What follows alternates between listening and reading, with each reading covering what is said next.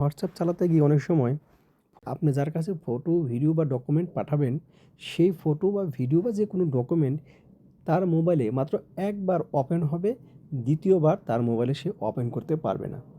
এমনকি আপনি যে ডকুমেন্ট, ভিডিও বা ফটো পাঠাবেন, সেই ফটো বা ভিডিও বা ডকুমেন্ট অন্য কারো কাছে সে শেয়ারও করতে পারবে না।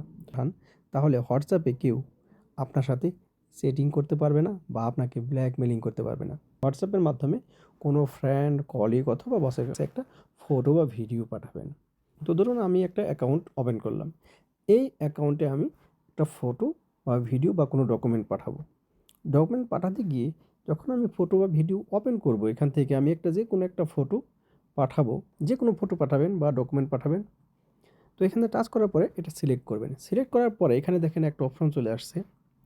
এই যেখানে এক লেখা থাকে, আপনি যদি এই এক লেখার এখানে এটা ক্লিক করেন, তাহলে দেখেন এটা সিলেক্ট হয়ে গেছে। এখানে একটা অপশন আসছে, view once message just got more private. তার মানে আপনি যদি এটা এখন এই যে ওকে করেন এখান থেকে, তাহলে আপনি যার কাছে ফটো, ভিডিও বা ডকুমেন্ট পাঠাবেন, সেই ফটো বা ভিডিও বা যে কোনো ডকুমেন্ট তার মোবাইলে মাত্র একবার ওপেন হবে, দ্বিতীয়বার তার মোবাইলে সে ওপেন করতে পারবে না। এমনকি আপনি যে ডকুমেন্ট, ভিডিও বা ফটো পাঠাবেন, সেই ফটো বা ভিডিও বা ডকুমেন্ট অন্য কারো কাছে সে শেয়ারও করতে পারবে না।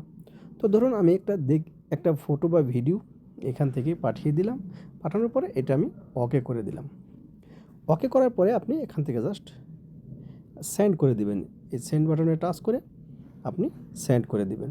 তো আমি সেন্ড করে দিলাম। এখন আপনি যার কাছে পাঠিয়েছেন, তো এই যে আমি এখানে টাচ করলাম, টাচ করার পরে ফটোটি এখন দেখা যাচ্ছে। আপনারা দেখতে পাচ্ছেন যে ফটোটি পাঠানো হয়েছিল সেই ফটোটি দেখা যাচ্ছে। তো এক্ষেত্রে একটা বিষয় হচ্ছে, আপনি যখন একবার ওপেন করবেন, দেখেন এখানে কিন্তু ওপেনে আর কোনো দ্বিতীয়বার দেখা যাচ্ছে না। আপনি যদি দ্বিতীয়বার এটাকে দেখতে চান, তাহলে কিন্তু দেখতে পারবেন না, মানে একবারই দেখতে পারবেন। তো বন্ধুরা, এই ছিল আজকের এই ভিডিও। ভিডিও ভালো লাগলে অবশ্যই লাইক, কমেন্ট এবং শেয়ার করবেন। দেখা হবে পরবর্তী কোনো ভিডিওতে। ততক্ষণ পর্যন্ত ভালো থাকবেন।